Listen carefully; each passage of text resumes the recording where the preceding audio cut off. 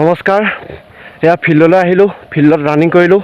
আমাৰ ফিল্ডখন 10 পাক মাৰিব লাগে।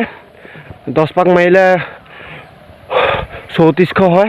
এয়া ৰানিং কৰি ভাগৰ লাগিছে।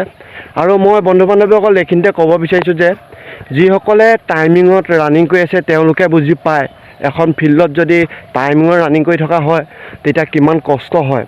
এটা টাইম 1 ছেকেণ্ডত আগত আনিবলৈ বহুত কষ্ট হয় ফিল্ডখনত। নিশ্চয় গম পাইছে আপোনালোকে, যদিহে আছাম পুলিচ হওক, SSC বাবে হওক, যিভাৱে প্ৰিপেৰেশ্যন কৰি আছে, নিশ্চয় আপোনালোকে গম পাইছে যদি টাইমিঙত মাৰিছে।